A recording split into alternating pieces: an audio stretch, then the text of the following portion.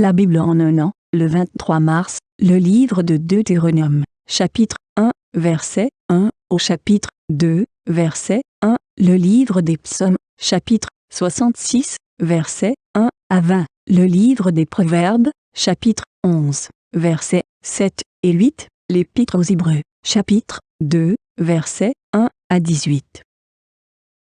Le livre du Deutéronome, chapitre 1.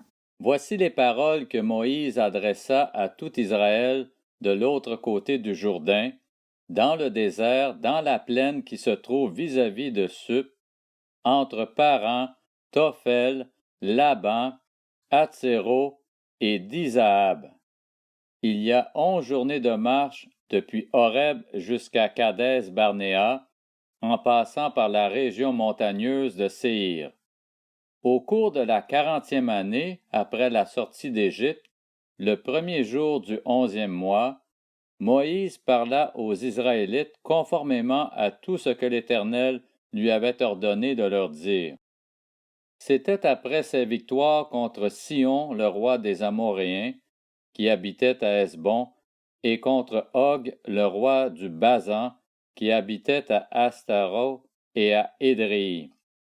De l'autre côté du Jourdain, dans le pays de Moab, Moïse commença à expliquer cette loi. Il dit: L'Éternel notre Dieu nous a dit à Horeb: Vous êtes assez restés sur cette montagne. Tournez-vous et partez. Rendez-vous dans la région montagneuse des Amoréens et chez tous leurs voisins dans la plaine, sur la montagne, dans la vallée, dans le sud, sur la côte de la mer, dans le pays des Cananéens et au Liban, jusqu'au grand fleuve, jusqu'à l'Euphrate. Voyez, j'ai mis le pays devant vous. Allez-y et prenez possession du pays que l'Éternel a juré de donner à vos ancêtres, Abraham, Isaac et Jacob, ainsi qu'à leur descendance après eux. À cette époque-là, je vous ai dit, je ne peux pas à moi tout seul vous porter.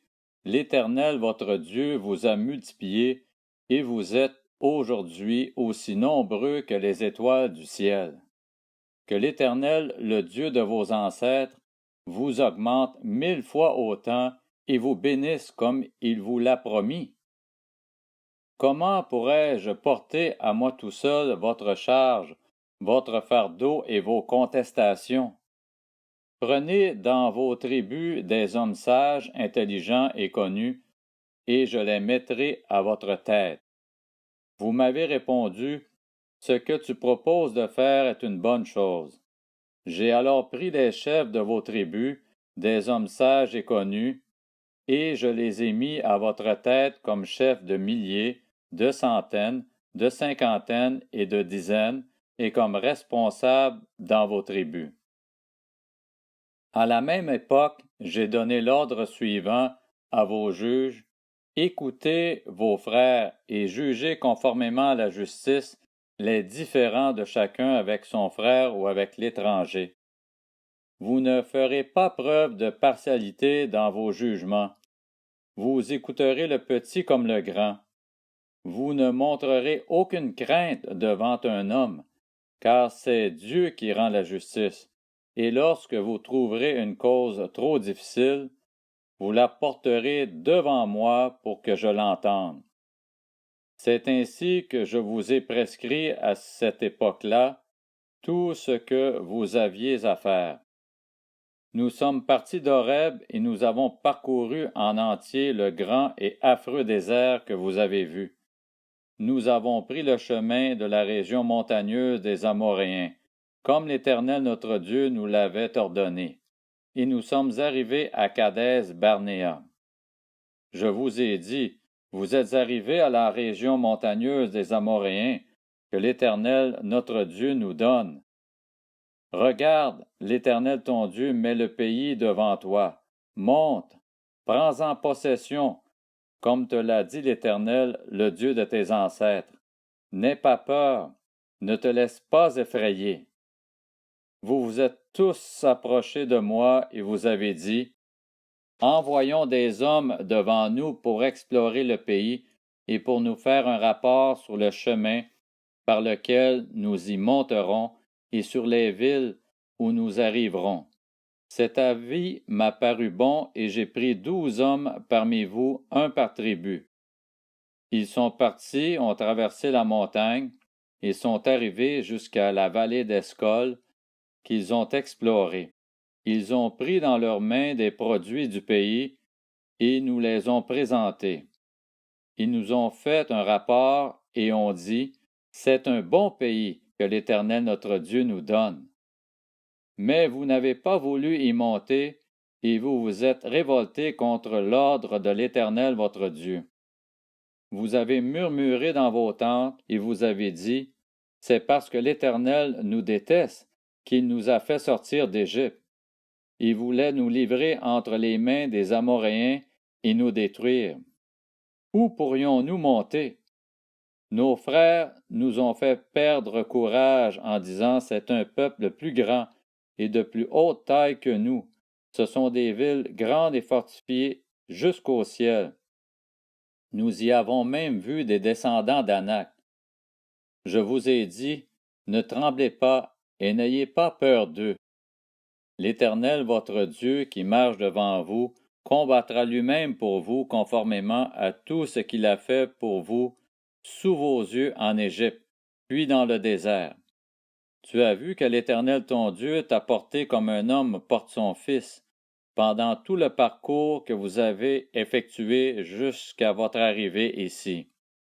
Malgré cela, vous n'avez pas eu confiance en l'Éternel votre Dieu, qui marchait devant vous sur la route pour vous chercher un lieu de campement, la nuit dans un feu, afin de vous montrer le chemin où vous deviez marcher, et le jour dans une nuée.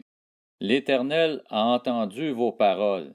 Il s'est irrité et a juré, « Aucun des hommes de cette génération méchante ne verra le bon pays que j'ai juré de donner à vos ancêtres, excepté Caleb, fils de Jéphuné. Il le verra, lui, et parce qu'il a pleinement suivi la voie de l'Éternel. Je lui donnerai, ainsi qu'à ses enfants, le pays sur lequel il a marché. » L'Éternel s'est aussi irrité contre moi à cause de vous, et il a dit, « Toi non plus, tu n'y entreras pas. » C'est Josué, fils de Nun, ton serviteur, qui y entrera. Fortifie-le, car c'est lui qui mettra Israël en possession de ce pays. Ce sont vos petits-enfants, eux dont vous aviez dit qu'ils deviendraient une proie, vos fils, qui ne connaissent aujourd'hui ni le bien ni le mal. Ce sont eux qui y entreront.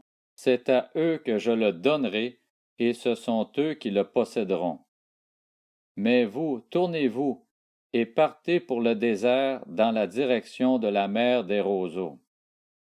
Vous m'aviez répondu, nous avons péché contre l'Éternel. Nous monterons et nous combattrons comme l'Éternel notre Dieu nous l'a ordonné. Vous avez mis chacun vos armes à la ceinture, et vous avez formé le projet téméraire de monter sur la montagne. L'Éternel m'a dit, dis-leur, ne montez pas et ne combattez pas, car je ne suis pas au milieu de vous. Ne vous faites pas battre par vos ennemis. Je vous ai parlé, mais vous n'avez pas écouté. Vous vous êtes révoltés contre l'ordre de l'Éternel, et dans votre insolence, vous êtes montés sur la montagne. Alors les Amoréens qui y habitent sont sortis à votre rencontre et vous ont poursuivis comme le font les abeilles. Ils vous ont battus en Séhir et vous ont poursuivis jusqu'à Horma. À votre retour, vous avez pleuré devant l'Éternel, mais l'Éternel n'a pas écouté votre voix. Il ne vous a pas prêté l'oreille. Vous êtes restés à Kadès. Vous y avez séjourné longtemps. Nous nous sommes tournés et sommes partis pour le désert en empruntant le chemin de la mer des roseaux, comme l'Éternel me l'avait ordonné. Nous avons tourné longtemps autour de la région montagneuse de Séhir. Le livre des Psaumes, chapitre 66. Au chef de chœur. Chant, psaume. Poussez vers Dieu des cris de joie, vous, tous les habitants de la terre. Chantez la gloire de son nom, célébrez sa gloire par vos louanges. dites à Dieu que ta manière d'agir est redoutable. À cause de la grandeur de ta force, tes ennemis te flattent. Toute la terre t'adore et chante en ton honneur. Elle chante ton nom. Venez voir ce que Dieu a fait. Il est redoutable quand il agit envers les hommes. Il a changé la mer en terre ferme. On a traversé le fleuve à pied. Alors nous nous sommes réjouis en lui. Il domine éternellement par sa puissance. Ses yeux observent les nations. Que les rebelles ne fassent pas les fiers. Peuple, bénissez notre Dieu, faites retentir sa louange. Il nous a conservé la vie et il n'a pas permis que notre pied trébuche. En effet, tu nous as mis à l'épreuve, ô Dieu, tu nous as purifiés au creuset comme l'argent. Tu nous as amenés dans un piège. Tu as mis sur nos reins un fardeau pesant. Tu as fait monter des hommes sur notre tête. Nous avons traversé le feu et l'eau, mais tu nous en as tirés pour nous donner l'abondance. J'irai dans ta maison avec des holocaustes. J'accomplirai mes vœux envers toi. Mes lèvres se sont ouvertes pour les exprimer. Ma bouche les a prononcées quand j'étais dans la détresse. Je t'offrirai des bêtes grasses en holocauste, des béliers avec de l'encens. Je sacrifierai des taureaux avec des boucs. Venez, écoutez, vous tous qui craignez Dieu, et je raconterai ce qu'il a fait pour moi. J'ai crié à lui de ma bouche, et ma langue a célébré sa louange. Si j'avais eu l'injustice en vue dans mon cœur, le Seigneur ne m'aurait pas exaucé. Mais Dieu m'a exaucé. Il a été attentif à ma prière. Béni soit Dieu, car il n'a pas rejeté ma prière. Il ne m'a pas retiré sa bonté. Le livre des Proverbes, chapitre 11. À la mort du méchant, son attente meurt avec lui. C'est en pure perte qu'il plaçait son espoir dans les richesses. Le juste est délivré de la détresse, et le méchant y prend sa place. L'Épître aux Hébreux, chapitre 2. C'est pourquoi nous devons d'autant plus nous attacher au message que nous avons entendu, de peur d'être entraînés à notre perte. En effet, puisque la parole annoncée par l'intermédiaire des anges a été confirmée, et que toute transgression et toute désobéissance ont reçu une juste sanction, comment échapperons-nous si nous négligeons un si grand salut? Ce salut, annoncé d'abord par le Seigneur, nous a été confirmé par ceux qui l'ont entendu. Dieu a appuyé leur témoignage par des signes, des prodiges et divers miracles, ainsi que par les dons du Saint-Esprit distribués conformément à sa volonté. En effet, ce n'est pas à l'autorité d'anges que Dieu a soumis le monde à venir dont nous parlons. Quelqu'un a d'ailleurs rendu quelque part ce témoignage. Qu'est-ce que l'homme pour que tu te souviennes de lui, ou le Fils de l'homme pour que tu prennes soin de lui? Tu l'as abaissé pour un peu de temps au-dessous des anges. Tu l'as couronné de gloire et d'honneur, et tu lui as donné la domination sur ce que tes mains ont fait. Tu as tout mis sous ses pieds. En effet, en lui soumettant toutes choses, Dieu n'a rien laissé qui échappe à son autorité. Maintenant, pourtant, nous ne voyons pas encore que tout lui soit soumis. Toutefois, celui qui a été abaissé pour un peu de temps au-dessous des anges, Jésus, nous le voyons couronné de gloire et d'honneur à cause de la mort qu'il a soufferte. Ainsi, par la grâce de Dieu, il a connu la mort pour tout être humain. En effet, celui pour qui et par qui toute chose existe voulait conduire à la gloire beaucoup de fils. Il lui convenait donc de qualifier parfaitement par des souffrances l'auteur de leur salut. De fait, celui qui procure la sainteté et ceux qui en bénéficient ont tous une seule et même origine.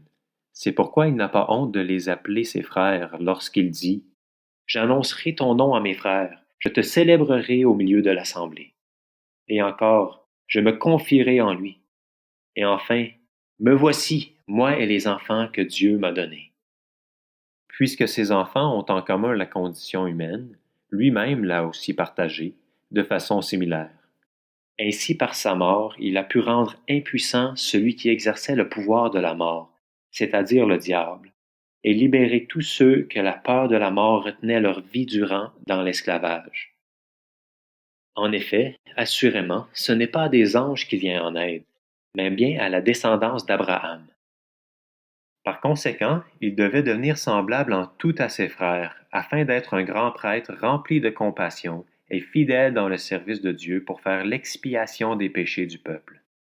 En effet, comme il a souffert lui-même lorsqu'il a été tenté, il peut secourir ceux qui sont tentés.